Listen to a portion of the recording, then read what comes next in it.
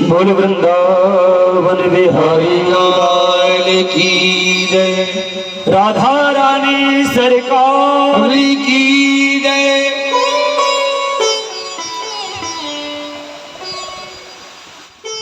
इस प्रकार से भक्ति करनी चाहिए। भक्त का क्या लक्षण होता है, वो बड़ा सुंदर प्रसंग आप लोगों को अभी हमारे भैया जी ने श्रवण कराया।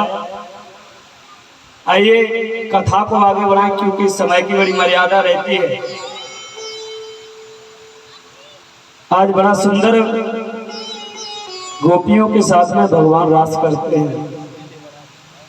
आगे ठाकुर जी ने शंखचूड़ का उद्धार किया। केसी नामक दैत्य था, उसका भी वध किया ठाकुर जी ने। ठाकुर जी वृंदावन में रहते रहते 11 वर्ष के हो गए। आज कन्हैया ब्रज में रहते रहते 11 वर्ष 56 दिन के हो गए। जब ठाकुर जी की कोई लीला करनी होती है तो ठाकुर जी नारद जी को इशारा कर देते हैं, और भगवान को, जो भगवान का मन है वो नारद जी है। कोई भी लीला करनी हो ठाकुर जी को तो नारद जी का सहारा लेते हैं। तो नारद जी के मन में चिंता हुई, यदि ठाकुर जी इसी प्रकार से ब्रजवासियों के बीच में आनंद लेते रहेंगे, रासलीला करते रहेंगे, माखन चुरा चुरा कर खाते रहेंगे, तो ब्रजवासियों के मन में जो कंस का भय है वो कैसे दूर होगा।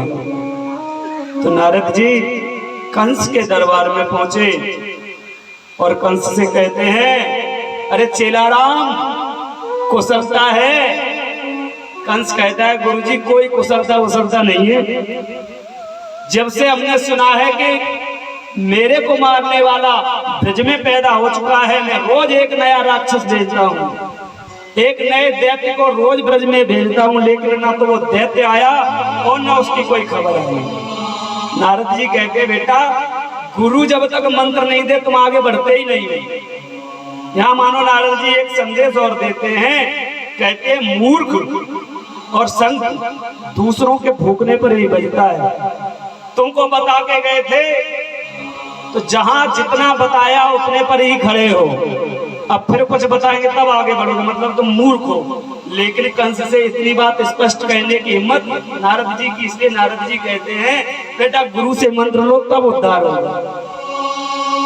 कंस कहता है क्या करना चाहिए? नारद जी कहते हैं, तुम एक व्यक्ति को भेजते हो, सभी ब्रजवासी मिलजुल कर उस कृष्ण के साथ में तुम्हारे दैत्य को मार देते हैं। अरे तुम इतना दिमाग लगाओ, उन दोनों को अपने यहाँ बुला लो, जब वो दो होंगे तुम इतने सारे दैत्यों के साथ उन्हें कभी भी मार सकते हो। मूर्ख था कंस। नारद बाबा की ऐसी घोटी पी कि वही कहने लगा जो नारद जी चाहते थे।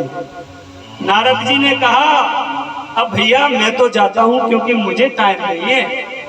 और नारद जी कंस के मन में इतनी बात डाल करके और कह के आए कि मुझको कुछ भी नहीं सुनना है, मैं 3 दिन के अंदर कृष्ण और बलराम को मरा हुआ देखना चाहता हूँ। नारद जी ने कंस को ये बोला, और नारद जी मथुरा से निकले और सीधा वृंदावन में पहुंचे।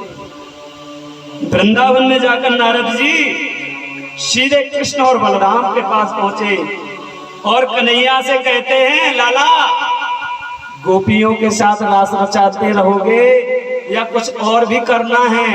इसके लिए तो अवतार नहीं हुआ था। तो कन्हैया तो जानते हैं नारद जी की लीला को। कन्हैया कहते हैं, नारद जी मथुरा में क्या डेट लेके आए हो, आप तो डेट बताओ। तो नारद जी कहते हैं, देखो ठाकुर जी आप तो सबके मन की बात को जानते हो, मैं कुछ नहीं जानना चाहता हूँ, मैं तो केवल ये चाहता हूँ कि 3 दिन के अंदर कंस का उद्धार करना है। नारद जी उधर भी बोलाए और इधर कन्हैया को भी बोल करके नारद जी तो अपने स्वर्ग को पधारे। इधर कंस ने अक्रूर चाचा को बुलाया। कंस ने अक्रूर चाचा को बुलाया और कंस कहता है, तुमको एक कार्य करना है, और ये कार्य हमारा अपना नहीं है, ये राज्यसभा का कार्य है। राज्य के लिए तुमको कार्य ये करना है, वृंदावन जाकर के कृष्ण और बलराम को लाना है। आप हमारे अपने हैं। कंस ने अक्रूर जी को लोभ दिया है। कंस अक्रूर जी को लोभ देता है कि तुम्हारे मंत्रिमंडल में तुमको अच्छा मंत्री पद बना देंगे, तुमको अपने मंत्रिमंडल का प्रधानमंत्री बना लेंगे। लेकिन आपको कार्य करना है, कृष्ण बलराम को लाना है। यहाँ यज्ञशाला का मैं आयोजन करूंगा और उसमें कृष्ण और बलराम को धोखे से मार दूंगा। अक्रूर जी जो है वो कृष्ण और बलराम के काका हैं। अक्रूर जी ने समझाया कंस को, कौन किसको मारेगा, किसका काल कब आया ये तो परमात्मा ही जाने। लेकिन अक्रूर जी कहते हैं, सोचते हैं, यदि इसकी बात को नहीं मानेंगे तो ये हमें जरूर मार डालेगा। ठाकुर जी का कुछ कर पाए या ना कर पाए, इस दुष्ट की बात को हमने काटा तो हमको जरूर मार देगा। आज अक्रूर जी कंस के रथ को लेकर के और वृंदावन में ठाकुर जी को लेने पर आए। कथा तो बड़ी विस्तार से है, लेकिन समय की भी मर्यादा है, क्योंकि माताओं को यहाँ से जाकर रसोई आदि बनानी होती है, तो कथा थोड़ा स्पीड से चलाएंगे। कथा की मूल बातें, जो कथा का सार है, वो आपको बताते हुए चलेंगे। अक्रूर जी जब वृंदावन जा रहे थे तो अक्रूर जी ने मन में सोचा, भले ही कंस ने निंदित कार्य का संकल्प लिया, ठाकुर जी को मारने की बात कर रहा है, लेकिन हमारे लिए तो अच्छा ही है। क्यों? क्योंकि कंस के ही सहारे से ही हमको आज लाला के दर्शन होंगे, ठाकुर जी के दर्शन होंगे। कंस अक्रूर जी मन में सोचते जा रहे हैं और भगवान के चरित्रों के विषय में सोचते हैं, कैसा कन्हैया होगा। गैया चराते हुए जब लाला हमको देखेंगे तो चाचा चाचा कहकर, काका कह करके हमारे उर से आकर लपट जाएंगे। बड़ा सुंदर अक्रूर जी भाव से सोचते हुए और वृंदावन को जाते हैं और एक बड़ा सुंदर सा भाव भी गाते हैं, गुनगुनाते हुए चलते हैं। क्या कहते हैं? आली री मोहे लागे वृंदावन को, आली री मोहे लागे वृंदावन को, आली री मोहे लागे वृंदावन को, लागे वृंदावन को, लागे वृंदावन को, लागे वृंदावन को, आली री मोहे लागे वृंदावन, आली री मोहे लागे वृंदावन को।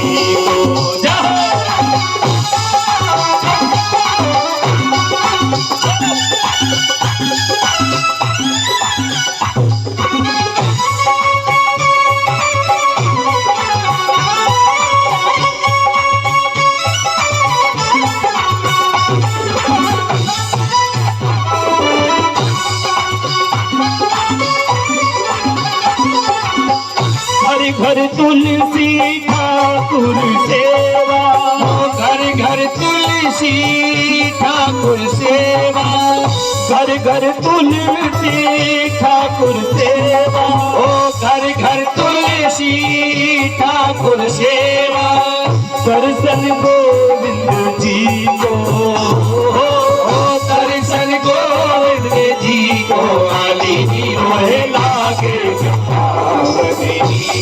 आली मोहे लागे, सखी मोहे लागे वृंदावन, आली री मोहे लागे वृंदावन।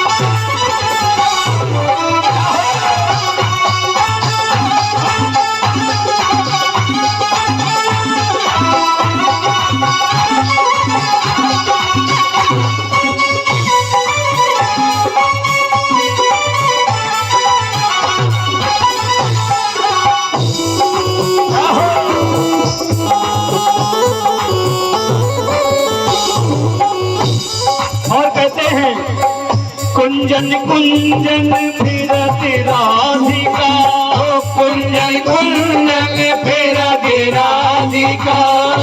अक्रूर जी सोचते हुए वन में ये ऐसा सोच रहे हैं, जब वृंदावन में जाऊंगा तो किसी कुंज में राधा रानी का भी दर्शन मिल जाएगा। आज जय हो। कुंजन कुंजन फिरत राधिका, कुंजन कुंजन फिरत राधिका।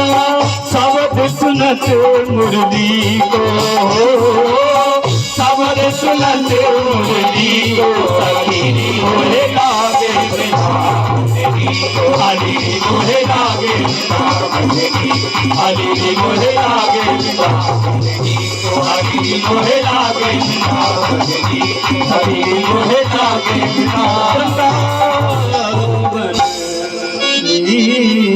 को। अक्रूर जी सोचते हुए जाते हैं और अक्रूर जी के हाथ से घोड़ों की लगाम छूट जाती है।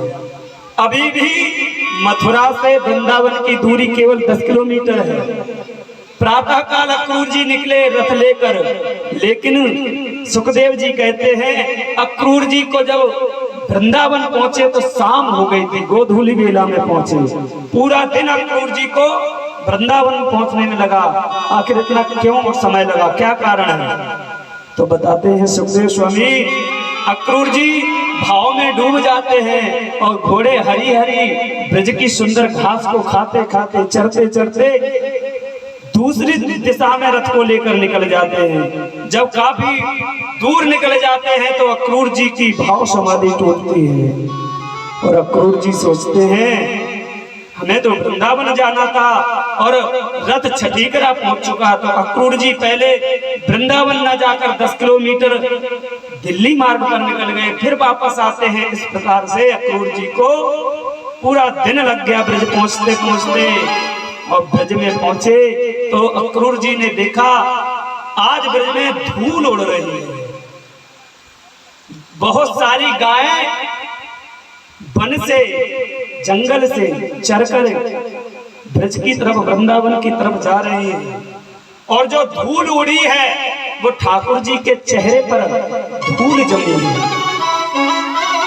दूर से अक्रूर जी ने ठाकुर जी के मुखारविंद को देखा तो अक्रूर जी को ऐसा लगा कन्हैया के मुख पे मोती रखे हैं। जो ब्रज की रज है उसको देख करके अक्रूर जी को ऐसा लगा मानो कन्हैया के मुख पर किसी ने मोती रख दिए हैं। कन्हैया का दर्शन करके अक्रूर जी रथ से उतर गए और ब्रजरज को प्रणाम किया। तब तक कन्हैया और बलराम दौड़े दौड़े आए और अक्रूर जी के अंक में बदल चाचा चाचा कह करके अक्रूर जी की कुशलता पूछी और अक्रूर जी से एकांत में पूछा, काका श्री हमको आप ये बताइए आपका मथुरा से ब्रज में आने का कारण क्या है? अक्रूर जी ने कन्हैया से कोई बात छुपाई नहीं। अक्रूर जी बोले, कन्हैया आप तो सर्वांतरयामी हैं, आप तो सबके मन की बात को जानते हैं। कंस ने यज्ञ करने के बहाने, धनुष यज्ञ के बहाने, मेला के बहाने आपको बुलाया है। कन्हैया कहते हैं चाचा जी इस बात को मेरी माता जी से मत कहना। अगर मैया को आपने इस बात को बता दिया तो मैया कभी भी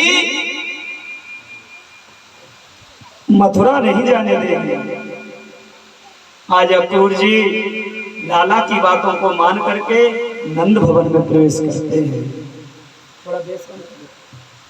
नंद भवन में अक्रूर जी ने प्रवेश किया। मैया ने सुंदर जल ला करके पाद्य अर्घ आदि दिया। अक्रूर जी और नंद बाबा शाम के समय जब बैठ करके बातें करने लगे तो नंद बाबा ने पूछा, अच्छा अक्रूर ये बताओ आपके आने का कारण क्या है? ये बताइए मथुरा में सभी यदुवंशी सकुशल तो है? तो अक्रूर जी कहते हैं बाबा जब से दुष्ट कंस ने मथुरा में राज किया है तब से मथुरा में कोई भी सुखी नहीं है। और हमारा ब्रज आने का एक ही कारण था मैं ब्रज में कृष्ण और बलराम को लेने के लिए आया हूं। राजा आज्ञा हुई, कंस ने हमको कन्हैया को और बलराम को लेने भेजा है। बाबा कहते हैं बलराम और कृष्ण को तो हम नहीं भेजेंगे। इतने में कन्हैया ने सुना और कन्हैया बोले, बाबा तू हमको कभी जाने ही ना दे। अब हम छोटे थोड़े हैं, अब हम बड़े है गए हैं, हम तो मथुरा मेला देखने जाएंगे। जब कन्हैया ने बाल हट की तो बाबा ने भी कन्हैया को आज्ञा दी और कहा, लाला तुम अकेले नहीं जाओगे, मैं भी तुम्हारे साथ चलूंगा और ब्रजवासी भी हमारे साथ चलेंगे। बाबा ने पूरे वृंदावन में दुहाई लगवा दी, जिस जिसको मथुरा चलना हो प्रातः काल 4 बजे हम लोग मथुरा चलेंगे। ब्रजवासी जितने ग्वाल बाल कन्हैया के थे, सारे ग्वाल बाल रात्रि में तैयारी बना करके सोते हैं। लेकिन जब से मैया ने इस बात को सुना कि कन्हैया कल मथुरा चला जाएगा, थोड़ा बिरा है, कन्हैया कल मथुरा चला जाएगा, तो मानो मैया की नींद उड़ गई। मैया की नींद क्यों ना उड़ जाए? मैया को मन में ऐसा लगा कि अब यदि लाला जाएंगे छोड़कर तो लाला कभी वापस नहीं आएंगे। मैया ने अक्रूर चाचा को और नंद बाबा को भोजन कराया और मैया आज भोजन नहीं करती है। मानो मैया की भूख चली गई। मैया बहुत दुखी है। मैया को दुखी देखा तो लाला भी आज भोजन नहीं करते हैं। कन्हैया ने आज दूध नहीं पिया, कन्हैया ने माखन नहीं खाया, क्योंकि कन्हैया भी मैया से दूर नहीं जाना चाहते, लेकिन कन्हैया का जाना आवश्यक है। कन्हैया भी चुपचाप मैया के पास रहते हैं और कन्हैया मैया को दिखाना चाहते हैं कि मैं सो रहा हूं। मैया ने देखा लाला भी सो गए, बाबा भी सो गए, तो मैया चुपके से उठी और एकांत में जाकर के मैया रुदन करने लगी। कन्हैया की नींद खुली। कन्हैया ने देखा मैया बहुत रो रही है। कन्हैया मैया को समझाते हैं, मैया मेला देख करके परसों में आ जाऊंगा। रात मानो मां के नेत्रों से निकल गई।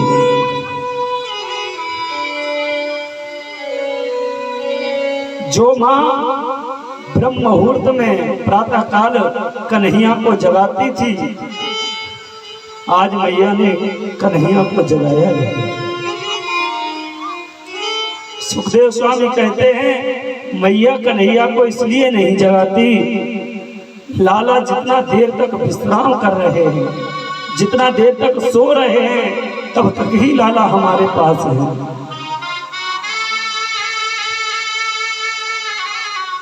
उस समय का वर्णन करना किसी के बस की बात नहीं होती है। आप कल्पना करें, किसी का पागल पुत्र भी यदि माँ और बाप से दूर जाता है तो मानो माँ बाप की छाती फूट जाती है। 4 पुत्र हों और एक पागल पुत्र यदि माँ को छोड़कर चला जाए तो माँ पूरे जीवन अपने उस पागल पुत्र की याद में रोती है। और मैया यशोदा क्यों न रोए? 85 वर्ष की आयु में मैया ने भगवान गोविंद को अपने पुत्र रूप में पाया। आज मैया ने अपने दिल पर पत्थर रख के कन्हैया को विदा किया। ब्रज की सारी गोपियां रो रो कर कन्हैया को विदा करती हैं और कुछ गोपियां रथ के आगे लेट गई। कन्हैया ने राधा रानी को अपनी बंसी दी थी और कन्हैया ने राधा रानी से वचन लिया, मेरे जाने के बाद राधे तुम रोगी नहीं। राधा रानी कन्हैया को वचन देती हैं कि अब मैं कभी रोऊंगी नहीं खाना, लेकिन ऐसे मेरा जीना कैसे होगा। कम से कम कोई दुख होता है तो व्यक्ति रो करके अपने मन को समझा लेता है। कन्हैया तुमने बड़ी भयंकर कसम दी है। आज राधा रानी के शरीर से मानो प्राण निकल कर जा रहे हों। सारी गोपियां रथ के आगे लेट गई और कन्हैया से कहते हैं, कन्हैया यदि तुमको जाना ही है तो रथ हमारे ऊपर से निकाल लो। कन्हैया ने उतरकर गोपियों को समझाया। सारी गोपियां अक्रूर को उल्टा सीधा बोलने लगी। कहती, इसका नाम अक्रूर किसने रखा? ये तो बड़ा क्रूर है, ये तो मेरे प्राणों को लेकर जा रहा है। सारे ब्रजवासी दुखित मन से, सभी गोपियां दुखी होकर के कन्हैया को विदा करती हैं और मैया कहती है, लाला कभी उस मथुरा में तुझको धाय मां की जरूरत हो तो मुझे याद करना, क्योंकि रात्रि के समय नंद बाबा और अक्रूर बातें कर रहे थे तो मैया ने सुन लिया था। नंद बाबा कहते हैं, अक्रूर मैं जानता हूं, कन्हैया मेरा लाला नहीं, कन्हैया तो मेरे पास वसुदेव जी की धरोहर है। मैया कहती है, लाला मैं जानती हूं तू मेरा पुत्र नहीं है, लेकिन मैया ने आज कन्हैया को रोते रोते विदा किया और मैया कन्हैया से कहती है, लाला तू मेरी एक गलती के पीछे मुझे छोड़कर जा रहा है, हो सके तो मेरी गलती को माफ कर देना। मैंने तुझे ऊखल से बांधा था। आज कन्हैया मैया के उर में लपट गए और अंकुश में लपट कर कहते हैं, मैया मैं सब कुछ भूल सकता हूँ, लेकिन इस बात को कभी नहीं भूल सकता हूँ कि तूने मुझे प्रेम से बांधा था। कन्हैया ब्रज को छोड़ करके चले गए। मैया और सारी गोपियां जो रास्ता मथुरा को जाता है उस रास्ते पर एकटक देखती हैं। रथ गया, रथ के घोड़ों के चलने से जो धूल उड़ी थी वो धूल जब तक उड़ती रही तब तक मैया मथुरा के मार्ग पर देखती रही, शायद कन्हैया के मन में दया आ जाए और कन्हैया लौट करके आ जाए। लेकिन मैया खड़ी रही, सारी गोपियां देखती रही, धूल भी आकाश में जाकर शांत हो गई। सारे ब्रजवासी दुखी मन से अपने अपने घरों को। सुखदेव जी वर्णन करते हैं, कन्हैया ने ब्रज छोड़ा तो कन्हैया की जो गाय थी वो गाय भी आज चारा नहीं खाती। बछड़ों ने गायों का दूध पीना छोड़ दिया। जो पंछी सवेरे 4 बजे से कलरव करते थे, कन्हैया के जाने के बाद बिल्कुल शांति से बैठे हैं। ऐसा लग रहा है मानो ब्रज में अब कुछ बचा ही ना हो। कन्हैया अक्रूर चाचा के साथ में मथुरा की सीमा पर पहुंचे। अक्रूर जी ने जब देखा कन्हैया आ रहे थे तो उस समय अक्रूर जी ने देखा था जो ब्रज का करुण क्रंदन, तो अक्रूर जी को लगा ऐसा तो नहीं है, मैं भगवान सोचकर जिसको लाया हूँ तो कहीं कंस ने उनका वध कर दिया, हत्या कर दी, तो मैं कैसे ब्रजवासियों को मुंह दिखाऊंगा। इन छोटे छोटे अबोध बालकों की हत्या तो हमको भी लगेगी। अक्रूर जी मन ही मन सोच रहे थे, तब तक यमुना जी आ गई। अक्रूर जी ने सोचा यमुना जी में स्नान कर लूं। अक्रूर जी रथ से नीचे उतरे और यमुना जी में स्नान के लिए उतरते हैं तो अक्रूर जी ने एक लीला को देखा। भगवान समझ गए अक्रूर जी के मन में क्या चल रहा है। तो भगवान ने अक्रूर जी जैसे ही डुबकी लगाते हैं तो यमुना जी में भगवान का दर्शन करते हैं। अक्रूर जी यमुना जी से बाहर आते हैं तो बलराम के साथ भगवान रथ में बैठे हैं। फिर डुबकी लगाई तो भगवान ने अपना पूरे वैकुंठ का दर्शन कराया है अक्रूर जी को। और अक्रूर जी ने जहां बाहर निकल कर देखा तो भगवान रथ में बैठे मुस्कुरा रहे हैं। तो अक्रूर जी ने बड़ी सुंदर स्तुति की। और कन्हैया कहते हैं काका जी हमको लगता है आप यमुना जी में बार बार कुछ देख रहे हैं, कुछ आपने देखा है जिसके कारण आप कुछ आश्चर्यचकित हैं। तो अक्रूर जी प्रणाम करते और कहते हैं लाला तुम्हारी माया को मैं समझ गया। अक्रूर जी के मन से खटका निकल गया कि कंस कन्हैया की हत्या कर सकेगा। अक्रूर जी शीघ्रता से रथ को लेकर के और मथुरा की सीमा में लाला को लेकर पहुंचे। उधर नंद बाबा और सारे ब्रजवासी पहुंच चुके थे। अक्रूर जी ने जाकर के मथुरा की सीमा में कृष्ण और बलराम को उतार दिया और अक्रूर जी रथ लेकर के सीधा मथुरा राजमहल पहुंचे और कंस से कह दिया आपकी आज्ञा के अनुसार कृष्ण और बलराम को ले आया हूं, अब आगे क्या होगा वो आप जाने और परमात्मा जाने।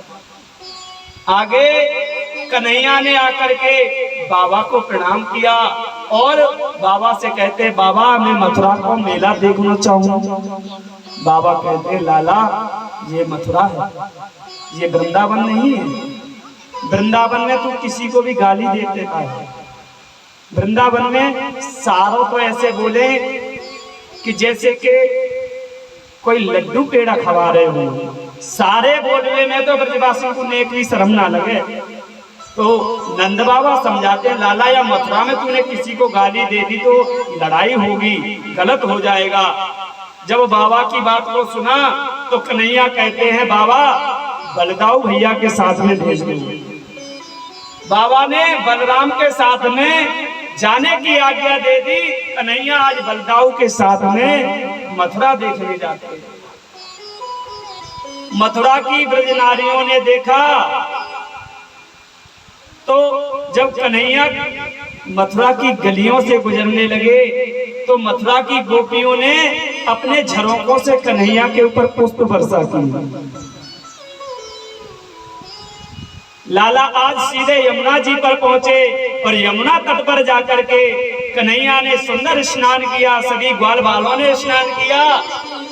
अब जब ग्वाल बाल बोले लाला अब हम मामा के यहाँ आए हैं तो हमारे पास सुंदर वस्त्र होने चाहिए।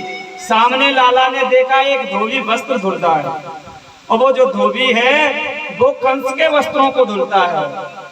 तो लाला ने जाकर उस धोबी से कहा कि हमको वस्त्र दे दो। तो कन्हैया से वो धोबी क्या कहता है पोखरों का पानी पीने वाले, गैया चराने वाले तुम्हारी हिम्मत कैसे पड़ी कि राजा के वस्त्रों को मांगते हो। जो काम राजा कल करना चाहते हैं वो काम तो मैं अभी कर दूंगा। तो एक छोटा सा मनसुका जो कन्हैया को सबसे मुंह लगो भयो ग्वाल बाल है वो बोलो लाला तू अपने पूतना वाले हाथ जाए दिखाए का नहीं दे रो, पूतना वाले हाथ दिखा दे। तो लाला कहते हैं मनसुका जब तू कह रहा हो तो जरूर करूंगा। कन्हैया ने एक इस तरह का चांटा लगाया कि धोबी की गोविंदाए नमो नमः हो गई। धोबी को मार करके लाला ने सभी को वस्त्र धारण कराए। सारे ब्रजवासी बड़ा प्रसन्न हैं, सुंदर सुंदर राजमहल के राजाओं के वस्त्र पहन करके। लेकिन प्रॉब्लम वही है, समस्या खड़ी हो गई। क्या? जो वस्त्र धारण किए वो बड़े बड़े विकराल राक्षसों के थे और ब्रज के जो ठाकुर जी के सखा हैं वो छोटे छोटे हैं। वस्त्र धारण किए और लाला के पीछे जब मंडली चली तो रोड अपने आप साफ होने लगी। छोटे छोटे से ग्वालवाल अपने वस्त्रों को यूं पकड़ के और जा रहे हैं तो कन्हैया से बोले लाला जाते बढ़िया तो हम अपने वस्त्रन में लग रहे थे, जब से ये वस्त्र पहने मैं केवल वस्त्रन को पकड़ के रखूं ना तो मैं मथुरा के कछु देख सकूं, बाजार में कहा है, चौक पे कहा है, बस वस्त्रन को पकड़ के चल रहा हूं। लाला कछु व्यवस्था कर। कन्हैया ग्वाल वालों की व्यवस्था के लिए, ग्वाल वालों को प्रसन्न करने के लिए सारे कार्य करते हैं। यदि कोई ग्वाल वाल कह देता है लाला मैं थक गया हूँ थोड़ा घोड़ा बनो, तो कन्हैया तुरंत घोड़ा बन जाते हैं, क्योंकि भगवान अपने भक्तों का बड़ा ध्यान रखते हैं। कन्हैया ने कही लाला हो अभी मैं तुम्हारी व्यवस्था करता हूँ। सामने देखा तो एक दर्जी कपड़े सिल रहा था। कन्हैया ने जाकर के निवेदन किया हमारे सखाओं के वस्त्र ठीक कर दो। दर्जी ने यमुना जी पर जो घटना घटी थी धोबी वाली सुन रखी थी। दर्जी ने तुरंत हाथ जोड़े और सभी ग्वाल वालों के वस्त्रों को एक सा किया। सभी ने वस्त्रों को धारण किया। तो मनसुखा बोलो लाला जाने इतने सुंदर वस्त्र बनाए, हमको सुंदर बनाए, या आपको कुछ आशीर्वाद दे। दर्जी हाथ जोड़कर खड़ा हो गया और दर्जी कहने लगा मुझे कोई आशीर्वाद नहीं चाहिए, आप कितना अच्छा आशीर्वाद देते हैं ये तो अभी हम देख चुके हैं।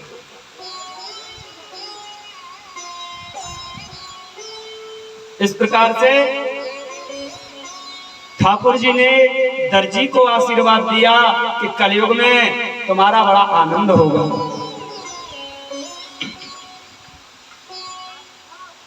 हमारे आप सब लोगों के बीच में हमारे बड़े भैया राजीव हजारी जी ढाना से पधारे हुए हैं। हम बड़े भैया का हार्दिक अभिनंदन और स्वागत करते हैं। और साथ में ही हमारे मकरोनिया से बड़े मामा जी भी पधारे हुए हैं सब फैमिली के साथ, उनका भी हार्दिक अभिनंदन और स्वागत करते हैं। इस प्रकार से कन्हैया ने दर्जी को आशीर्वाद दिया। कलयुग में जितना वस्त्र का कीमत नहीं होगी उससे ज्यादा सिलाई मिलेगी। वही आशीर्वाद आज दिन तक दर्जियों पर चला आ रहा है। 500 रुपए का कुर्ते का कपड़ा लाते हैं तो वृंदावन में 400 रुपए सिलाई, 500 रुपए सिलाई देनी पड़ती है। और कहीं दूल्हे राजा की ड्रेस आ जाए तो फिर तो दर्जी का बल्ले बल्ले आनंद हो जाता है। तो वो ठाकुर जी का आशीर्वाद है, आज दिन तक दर्जी कहीं दुखी नहीं मिलेगा तुम्हें। लाला और आगे बढ़े तो ब्रजवासियों ने कहा लाला हम तो ब्रजवासी हैं, बिना चंदन के तो हमें बहुत अच्छो ना लगे। कन्हैया कछु ऐसी कृपा है जाती कि चंदन लग जातो थापक थुआ तो आनंद है जातो। लाला ने आगे देखा कुब्जा नामक एक कुबड़ी हाथ में सुंदर चंदन का कटोरा लिए चली जा रही है। कन्हैया ने कहा हे सुंदरी, पहली बार मथुरा में किसी ने कुब्जा को सुंदरी बोला तो पीछे मुड़कर देखा और लाला को देख करके वो तो एकदम आनंद में खो गई। कहती है हमारी मजाक तुम भी बना रहे हो, मथुरा वाले मजाक बनाते थे तो ठीक है लेकिन आप तो ना बनाओ। तो कन्हैया कहते हैं मैं ऊपर चाम की सुंदरता नहीं देखता हूँ, मैं तो हृदय की पवित्रता को देखता हूँ, हृदय की सुंदरता को देखता हूँ। तो ठाकुर जी ने निवेदन किया हमारे ग्वाल वालों के हमारे मस्तक पर चंदन लगा दो तो बड़ा कृपा होगी। तो आज कुब्जा ने ठाकुर जी के चंदन लगाया, सारे ग्वाल वालों के चंदन लगाया। तो पीछे से मनसुखा बोला हे लाला जाने तो सुंदर बनायो चंदन लगायो, तूने जाके ऊपर भी कृपा कर दे। तो कन्हैया ने कुब्जा की थोड़ी पे हाथ लगाया और कुब्जा के पाम पे पाम रख के थोड़ा सा झटका मारो। इतने में बलदाऊ जी को शर्म लग गई। बलदाऊ जी बोले लाला ये मथुरा है, वृंदावन नहीं है जो काऊ गोपी तक तू छेड़खानी कर दे, काऊ गोपी को कछू बोल दे, लेकिन हिसाब से भैया मार मत खबरी। बलदाऊ जी ने लाला की तरफ से मुंह घुमा लिया आज, और कन्हैया ने एक झटका लगायो जो 3 जगह से टेढ़ी थी कुब्जा वो एकदम सीधी हो गई और सुंदर हो गई। अब तो कुब्जा ने ठाकुर जी के अंग वस्त्र को पकड़ लिया और कहती है कुब्जा ठाकुर जी अब महल में पधारो। तो कन्हैया की बातों को सुन करके कुब्जा जब कहती है महल में पधारो, कन्हैया कहते हैं आपके भी मनोरथ को पूर्ण करेंगे लेकिन अभी मामा जी से मिलना है। आइए भैया जी पधारे, इनका बहुत बहुत स्वागत। और हमारे उपाध्याय जी पधारे हैं, बहुत बहुत स्वागत सभी आगंतुकों का। आइए आसन पर विराजे और सभी से प्रार्थना करेंगे आप लोग आधा पौन घंटे की कथा है, कथा श्रवण करके ही जाएं, आरती आदि करके। बड़ा ही सुंदर ठाकुर जी ने कुब्जा पर कृपा की, आगे माली पर कृपा की, माली ने सुंदर हार सभी को पहनाए। अब तो ठाकुर जी सीधा कृष्ण और बलराम दोनों कंस के महल में पहुंचे। कंस ने पहले ही कुबलिया पीड़ नामक हाथी को दरवाजे पर खड़ा कर रखा था, जिसको मदिरा का पान कराया हुआ है। कंस ने पूरी प्लानिंग कर रखी है, कृष्ण और बलराम आए और आते ही उनको कोलियापीठ नामक हाथी से कुचल के मार दिया जाए। कन्हैया और बलराम ने देखा तो कोलियापीठ नामक हाथी महावत लेकर आ रहा था। कन्हैया ने कही, अरे महावत, जा हाथी को थोड़ा अलग कर, हमको रास्ता दे। तो महावत बोला, ज्यादा बोलते हो ग्वाल वालो, गवार कहेंगे, अभी तुमको बताता हूँ। हाथी को कन्हैया की तरफ दौड़ाया। कन्हैया ने दौड़कर हाथी के मस्तक पर एक मुष्टिका प्रहार किया। हाथी वहीं गिर गया और कोलियापीठ नामक हाथी का भगवान ने उद्धार किया। बलराम ने और कन्हैया ने हाथी के दोनों दांतों को उखाड़ा और अपने कंधे पर रख लिया, क्योंकि कन्हैया ने अब तक जितने भी ब्रज में दैत्यों का उद्धार किया, किसी को थप्पड़ मार दिया, किसी को धक्का मार दिया, किसी को लात छुआ करके उद्धार किया, कभी कन्हैया ने कोई अस्त्र नहीं चलाया। लेकिन अब कन्हैया मानो संदेश देना चाहते हैं कि अब हम मामा के यहाँ पधारे, अब अस्त्रों का प्रयोग करना पड़ेगा। तो कन्हैया ने और बलराम ने हाथी का एक एक दांत उखाड़ करके अपने कंधे पर रखा और कन्हैया सीधा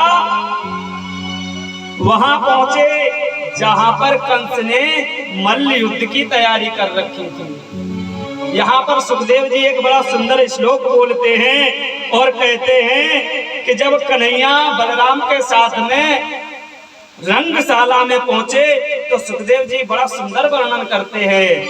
मल्ला नाम समीर निर्णाम नरवरा, स्त्री नाम स्मरो मूर्तिमान, गोपा नाम सजनो सताम शितभुजाम, शास्ता सपित्रो शिशु मित्रुर्भोज पदे विराट विदुषाम, तत्वम परम योगिनाम, वृष्णी नाम पर देव तेत विदितो, रंगम गता सागजा।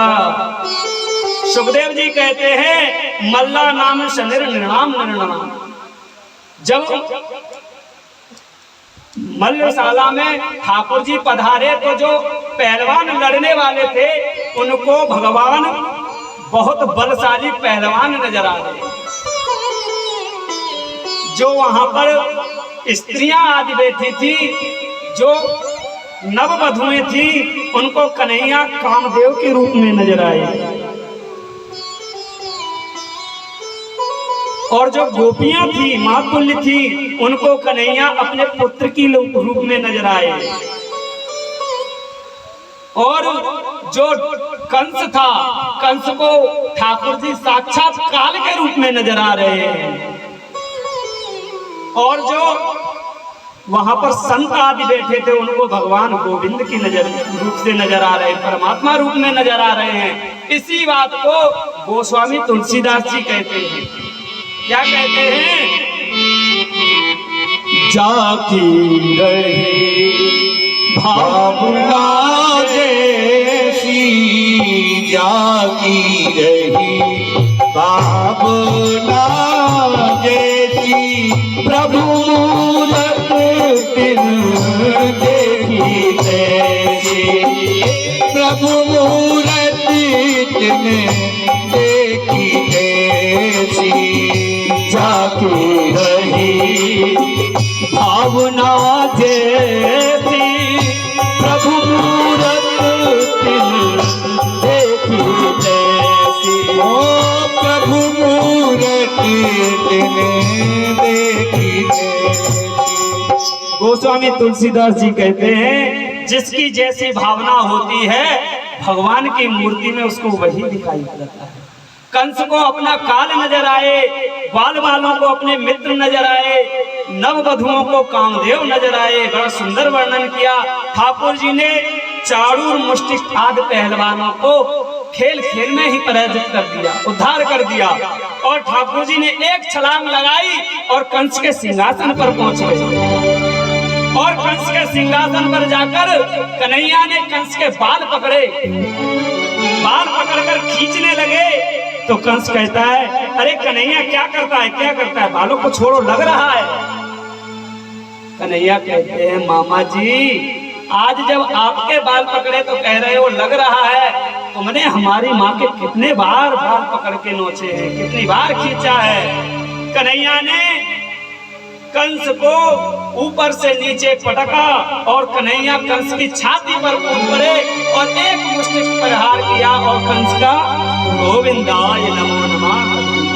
बोलो कंस मर्दन भगवान की जय हो। कन्हैया ने आज कंस को मारा, उग्रसेन जी को राजा बनाया, अपने नाना को और अपने पिता को और माता जी को जेल से निकाला और माँ की और पिता की सेवा की। सभी ब्रजवासी सभी मथुरावासी तो खुश हो गए, लेकिन बाबा के साथ में जो ब्रजवासी आए थे तो अब दूसरे दिन प्रातः काल बाबा आए और कन्हैया से कहते कन्हैया घर नहीं चलोगे क्या। जब बाबा ने कहा लाला मैया याद कर रही होगी, तू परसों की कह के आयो, अब चलो वृंदावन चलते हैं। तो आज लाला ने दो टूक बाबा को मना कर दिया। बाबा से कहते हैं कन्हैया कि अब बाबा अपने माँ पिता की भी सेवा करने की अवसर दिया है। आपको हमने बहुत आनंद दिया, आपके साथ हमने बहुत वक्त बिताया, लेकिन हमारे माँ बाप भी दुखी रहे हैं, कुछ दिन उनके साथ बिताऊंगा। बाबा तो बहुत दुखी मन से और मथुरा से वृंदावन लौट के आ गए। जब से बाबा वृंदावन पहुंचे तो मानो वृंदावन में सभी के देह तो है लेकिन प्राण नहीं है। सुखदेव जी यहाँ वर्णन करते हैं और कहते हैं ब्रज के दुख का कोई वर्णन नहीं कर सकता है। जब से कन्हैया आए हैं ब्रजवासी दुखी रहते हैं और मथुरा वाले मार्ग पर ही देखते रहते शायद कन्हैया आ जाए। इधर कन्हैया जाकर के उज्जैन में संदीपनी गुरु के यहाँ शिक्षा प्राप्त करते हैं। 64 दिनों में सारी शिक्षा ग्रहण की ठाकुर जी ने 64 कलाओं को सीखा और गुरु पुत्र को वापस करके आज ठाकुर जी मथुरा आए। मथुरा में आकर के ठाकुर जी उदास रहने लगे। ठाकुर जी को देख करके देवकी और वसुदेव ने उद्धव को भेजा। उद्धव ने समझाने की कोशिश की। आज ठाकुर जी ने उद्धव जी को वृंदावन भेजा है। ये बड़ा ही करुण प्रसंग है, इसके लिए वक्त चाहिए, लेकिन आपको इस कथा का जो रहस्य है वो बताया जाए। ठाकुर जी को ये मालूम है कि उद्धव विद्वान है, ज्ञानी तो बहुत है, लेकिन ज्ञानी व्यक्ति हो और यदि भक्ति ना हो तो वो ज्ञान सूना होता है, लंगड़ा होता है। तो ठाकुर जी मानो उद्धव को ब्रज में इसलिए भेजते हैं कि भक्ति का पुट लग जाएगा तो ज्ञान का आनंद बढ़ जाएगा। उद्धव जी कहते हैं उन बिना पढ़ी लिखी गोपियों को मैं कैसे ज्ञान की बात बताऊंगा। मैं 7 दिन से ज्यादा नहीं रहूंगा, लेकिन उद्धव जी 7 महीने ब्रज में रहे। यशोदा मैया आदि से मिले, राधा रानी से मिले, पुनः मथुरा पहुंचे। इधर जब से लाला ने कंस को वध किया तो कंस की जो पत्नी थी अस्थि और प्राप्ति वो जरासंध की पुत्री थी। उन्होंने जाकर के अपने पिता को सारा हाल बताया, अपने वैधव्य का कारण कृष्ण और बलराम को बताया। तब से जरासंध कन्हैया से और बलराम से दुश्मनी मानता है। जरासंध ने 17 बार आक्रमण किया और कन्हैया ने 17 बार जरासंध को मारकर खदेड़ कर बताया। अंतिम में जरासंध 18वीं बार जब सेना लेकर आया तो कन्हैया ने सोचा इससे रोज लड़ने तो अच्छा है कि दूसरी जगह भाग जाया जाए। कन्हैया रण छोड़कर भागने लगे तो बलराम कहते हैं कन्हैया हमारी तो पहले ही बड़ी बेइज्जती हो चुकी है, बड़ी बदनामी है, अब हम रण से भागेंगे तो लोग रण छोड़ भी कहेंगे। कन्हैया कहते हैं तो भैया हमारे तो वैसे भी चोरी चपाटी आदमी बहुत नाम है, रण छोड़ कहेंगे तो क्या बुरा है। आज कन्हैया रण से भाग गए और जाकर के मथुरा में सुंदर जाकर के द्वारिका में द्वारिकापुरी का निर्माण किया, सुंदर भवन बनाया और सभी द्वारिका वासियों को स्वजनों को लेकर के कन्हैया द्वारिका में पहुंचे। अब केवल 15 मिनट की कथा है, उसके बाद आरती होगी, सभी लोग प्रसाद लेकर जाएंगे। अभी रुक्मिणी विवाह की कथा है और रुक्मिणी की और ठाकुर जी की बड़ी सुंदर झांकी बनी है। आप लोग झांकी का दर्शन करें। वृंदावन से हमारे बांके लाला जी झांकी वाले आए हैं, इनके सुंदर सुंदर हाथों से बड़ी सुंदर झांकी बनती है। आप लोग झांकी का दर्शन करके जाएं। अब एक दिन की कथा शेष बची है। आज यदि 10-5 मिनट ऊपर भी जाए तो 5-10 मिनट का सहयोग प्रदान करें और इस सुंदर झांकी का दर्शन करके ही जाएं। जब से कन्हैया द्वारिका में आए हैं तो सभी द्वारिकावासी आनंद से रह रहे हैं। एक दिन बलराम का और रेवती का विवाह हुआ।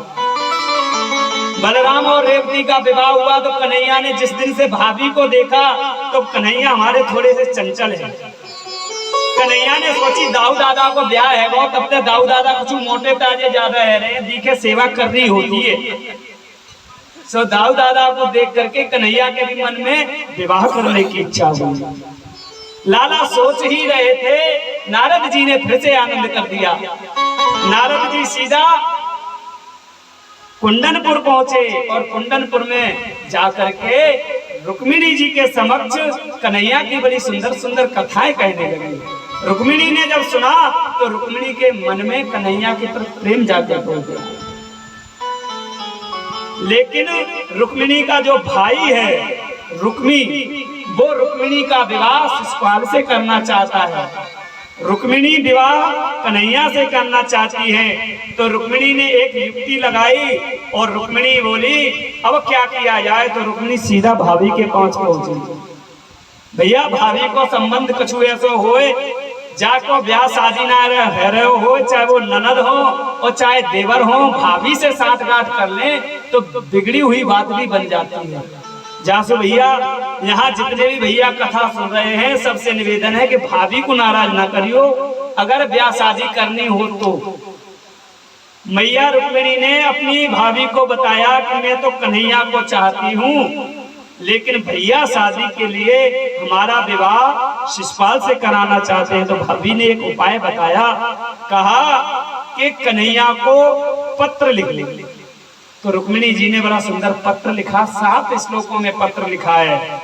समय का बहुत अभाव है, मैं केवल आपको एक श्लोक सुनाता हूँ। कितना सुंदर पत्र लिखती है। श्रुत्वा गुणान भुवन सुंदर शृण्वतांते निर्विश्य कर्ण विवरे हर्तोंग तापम रूपम दर्शनम दृश्यमता मुखिलार्थ लाभम त्वयच्युता विसति चित्तम पत्र पम्मे। रुक्मिणी जी लिखती हैं कि जब से आपके गुणान बातों को सुना है तब से मैंने आपका वर्ण किया। कन्हैया, जो वस्तु किसी सिंह को मिलनी चाहिए आज उस वस्तु को कोई सियार ले रहा है। आपके यहाँ उसको लड़ैया कहते हैं। रुक्मिणी ने पत्र में ऐसी बात लिखी कि कोई भी योद्धा यदि इस बात को सुनेगा तो वो दौड़ता हुआ आएगा। माता रुक्मिणी लिखती हैं जो वस्तु किसी सिंह को मिलनी चाहिए वो एक सियार ले रहा है। सिंह कह रहे थे सियार किसी वस्तु को ग्रहण करे, कितनी निंदनीय बात है। और मैया ने पत्र एक ब्राह्मण देवता के हाथ में दिया और ब्राह्मण देवता पत्र लेकर के सीधा द्वारिका पधारे। पत्र में सारी व्यवस्था लिख दी थी, कैसे क्या कहाँ कैसे हम मिलेंगे।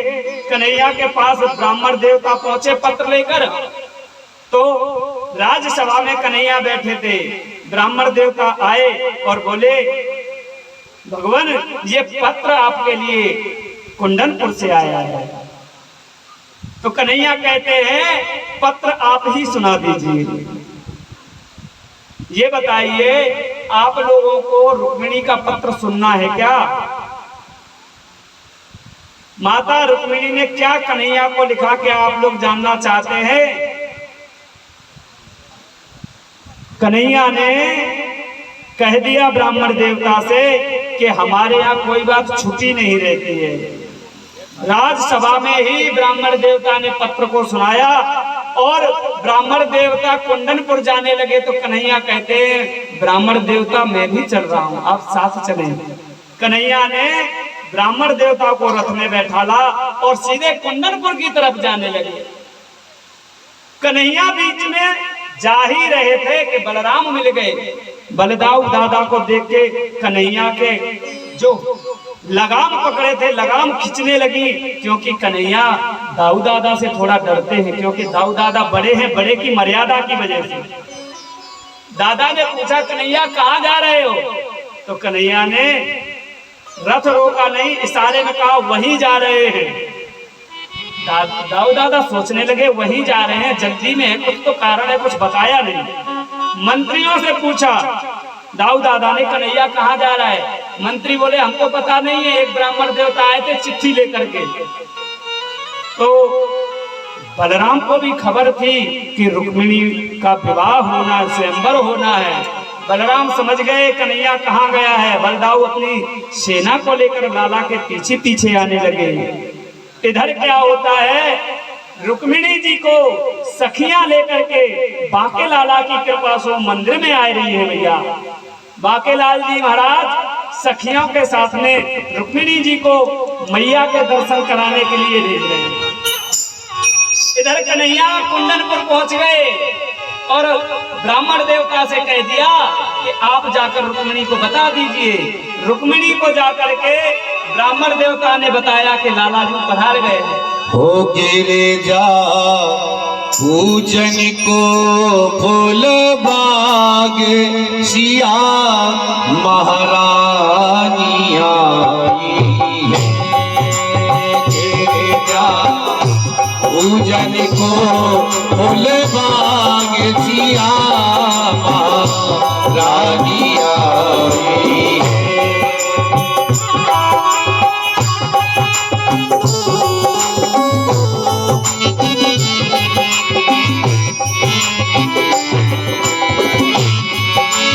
गिरी जा पूजन को फूल बाग सिया महारानी आई है।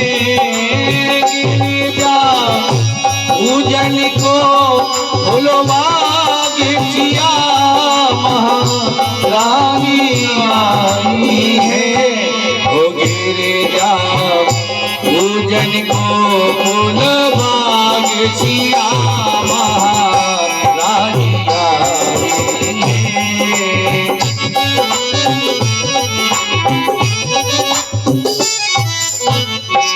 माता रुक्मिणी मैया के पूजन के लिए पधारे, कुल देवी का पूजन करने।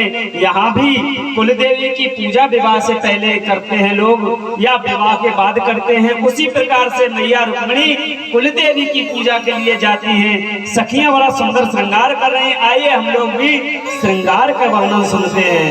ऐसे बर को क्या बरूं, ऐसे बरी को क्या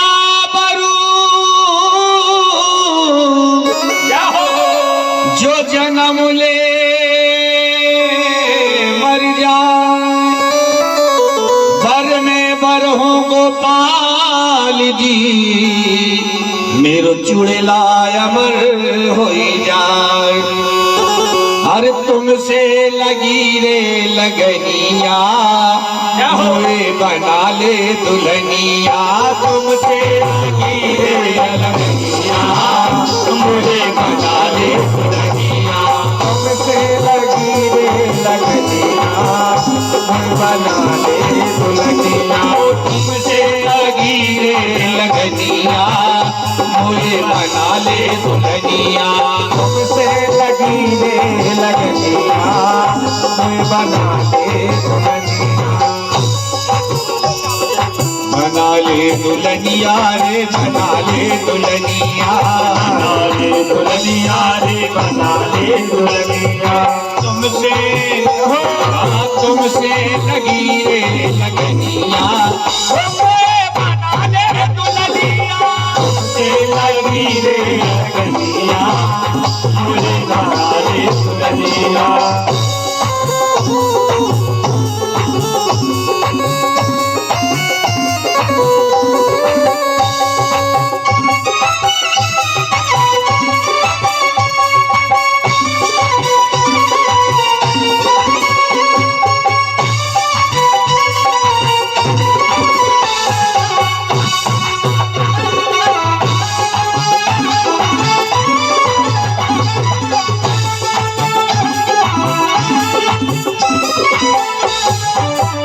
मोहे अपनी दुल्हन बना ले, श्याम तेरी दीवानी हुई मैं। मोहे अपनी दुल्हन बना दे, श्याम तेरी दीवानी हुई मोहे अपनी दुल्हन बना ले, श्याम तेरी दीवानी हुई मैं। अपनी दुल्हनिया बना ले, श्याम तेरी दीवानी हुई। माता रुक्मिणी कहती है मुझे अपनी दुल्हन बना लो कन्हैया, मैंने तो तुम्हारे नाम की चुनरी ओढ़ ली है।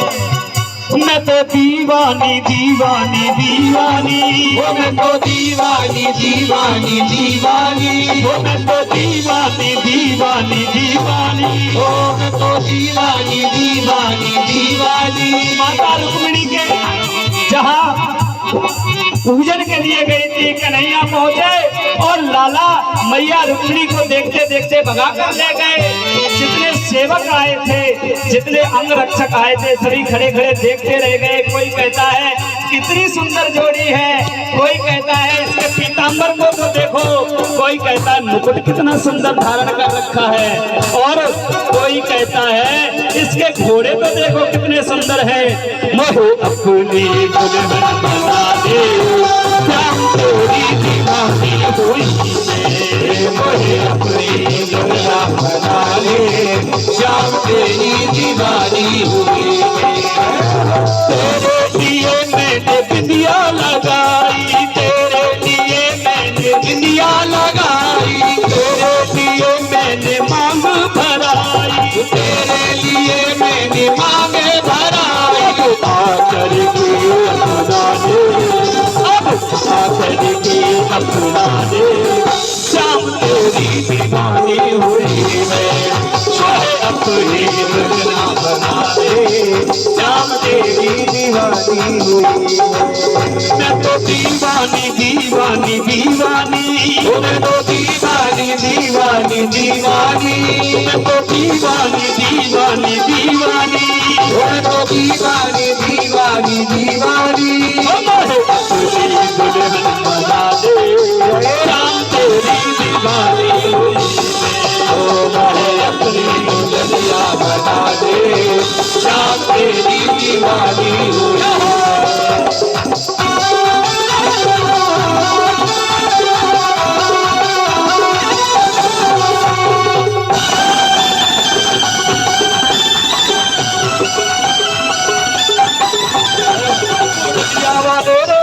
सावरिया प्यारे रे, ओ मोरलिया वाले रे, सावरिया प्यारे रे, मोरलिया वाले रे, सावरिया प्यारे रे, ओ मोरलिया वाले रे, सावरिया प्यारे रे। मेरा दिल मेरा दिल तुझको कुर्बान, मोरलिया वाले रे, मेरा दिल तुझको कुर्बान। मोरलिया वाले रे, मेरा दिल तुझको कुर्बान, मोरलिया वाले रे, मेरा दिल।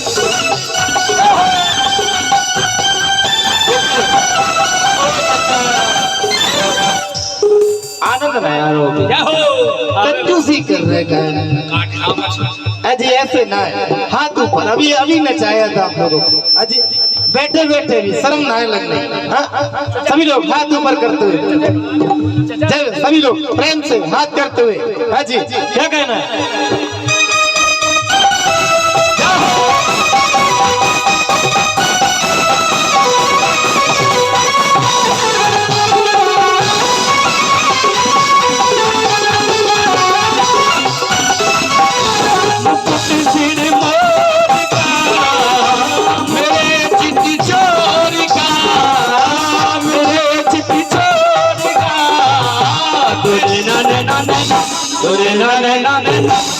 न सरकार के कटीले है कटार से, तूने न सरकार के कटीले है कटार के।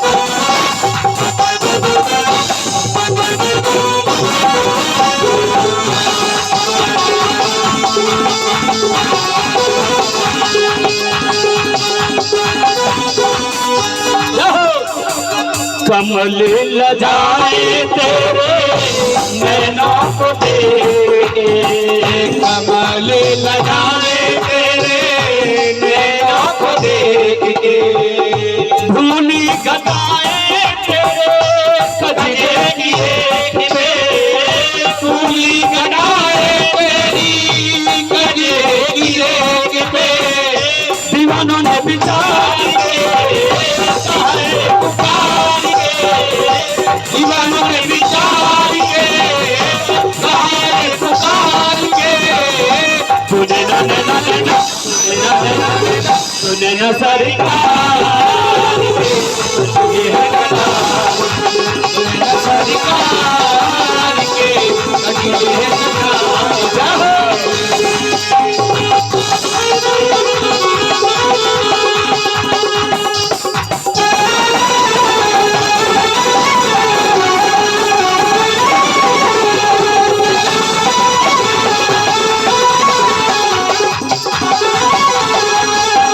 तुमको दीवाना हो गया, मुरली वाले तेरा, मेरा दिल तो दीवाना हो गया, मुरली वाले तेरा, तेरा दिल तो दीवाना हो गया, मुरली वाले ओ मुरली वाले तेरा, मुरली वाले तेरा, हो कमली वाले तेरा, करली वाले तेरा, मेरा दिल तो दीवाना हो गया, करली वाले तेरा दिल तो दीवाना हो गया, करली वाले तेरा।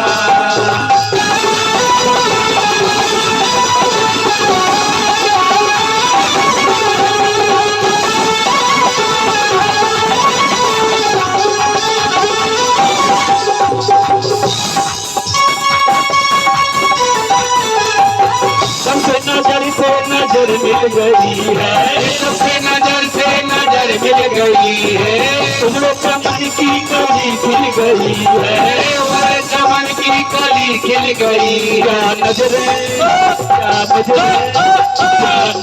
मेरा ना हो गया, मुरली वाले तेरा, तेरा दिल तो दीवाना हो गया, मुरली वाले तेरा, तेरा दिल तो दीवाना हो गया, मुरली वाले तेरा।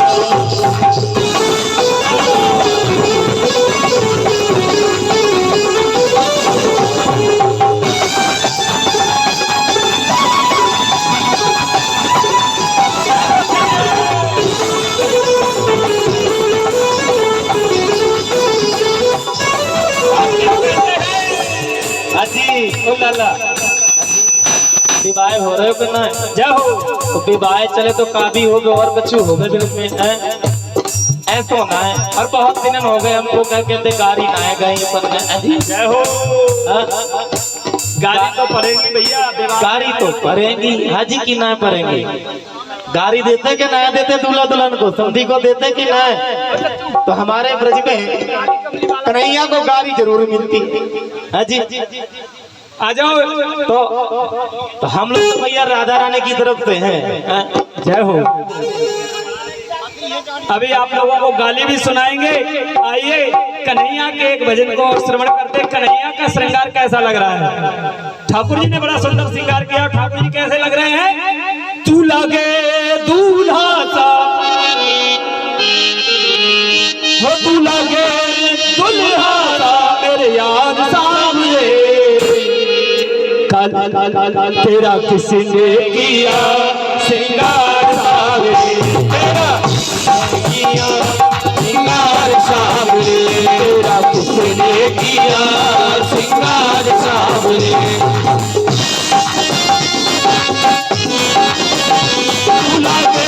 दूल्हा सा दिलदार सावरे, तेरा किसने किया श्रृंगार सावरे, तेरा किसने किया श्रृंगार सावरे।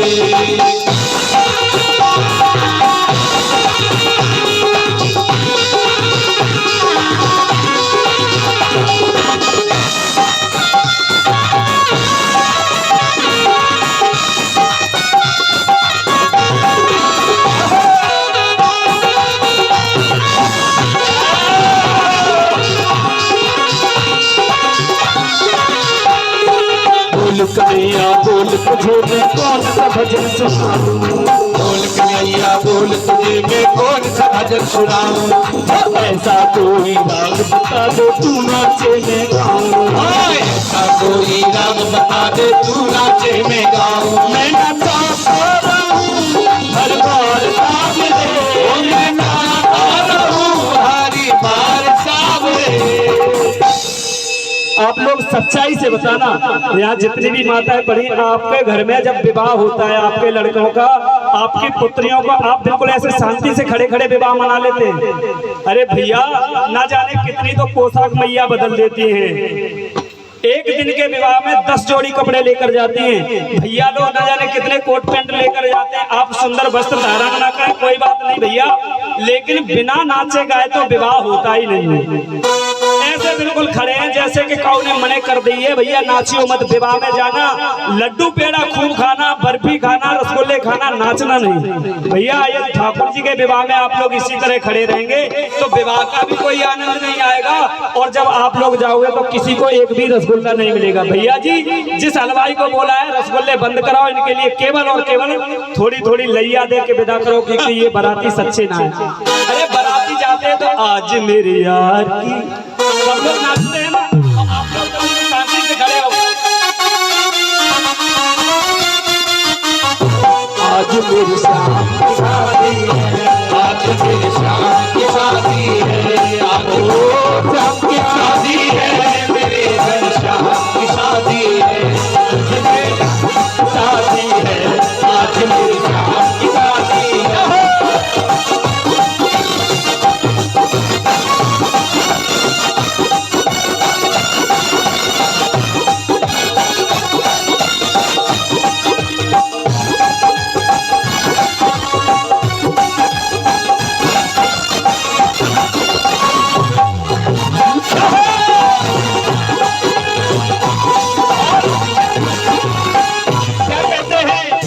घड़ियों कैसी आई हो, घड़ियों कैसी आई, खुशी तो हुए छाई, खुशी तो हुए छाई, सुमन अंबर से बरसो, सुमन अंबर से बरसे, देवता सभी है तरसे, देवता सभी तरसे, लगता है जैसे मेरे श्याम की शादी है, आज मेरी श्याम की शादी है, आज मेरी श्याम की शादी है, ओ श्याम की शादी है, मेरे घनश्याम की शादी है, मेरे श्याम की शादी है, मेरे घनश्याम की शादी है, आज मेरी श्याम की शादी है, आज मेरी श्याम की शादी है, आज मेरी श्याम की शादी है। क्या कहते हैं, आधी कमली वाला मेरा यार है, किसका है, जिस जिसका काली कमली वाला यार है दोनों हाथ उठाकर झूमते हुए कह दिए क्या, काली कमली वाला मेरा यार है, मेरे मन का मोहन को बलिदान है, काली कमली वाला मेरा यार है, मेरे मन का मोहन फूलदार है, कमली वाला मेरा यार है, मेरे मन का मोहन फूलदार है।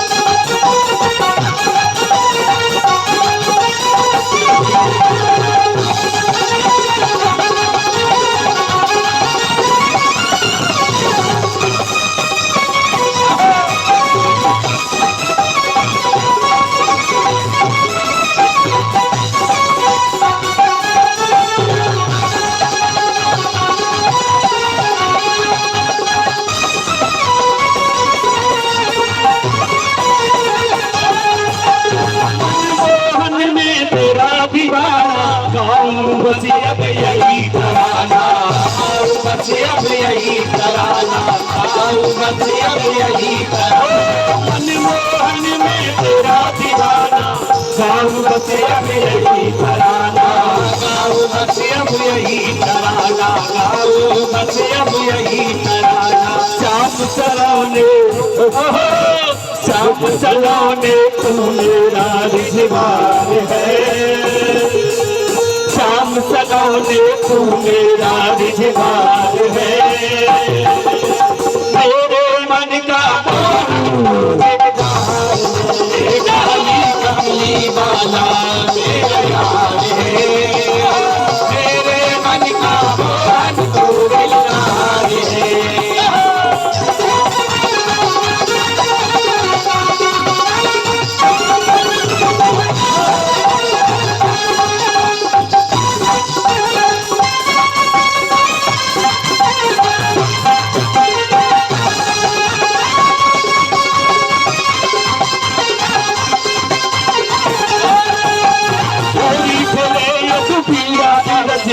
होरी खेले रघुबीरा, होरी खेले रघुबीरा बिरज में, होरी खेले रघुबीरा। सोना के हाथ कनक पिचकारी, सोना के हाथ कनक पिचकारी, सोना के हाथ कनक पिचकारी, सोना के हाथ कनक पिचकारी, सोना के हाथ रघुबीरा बिरज में, होरी खेले रघुबीरा, होरी खेले रघुबीरा बिरज में, होरी खेले रघुबीरा, होरी खेले रघुबीरा बिरज में, होरी खेले रघुबीरा।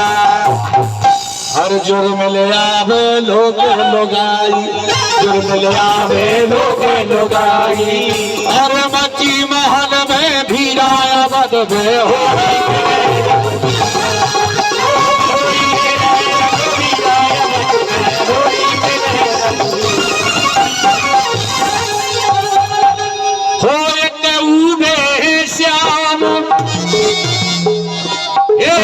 तऊबे श्याम, तऊबे श्याम, और मैया के बज रही बधैया।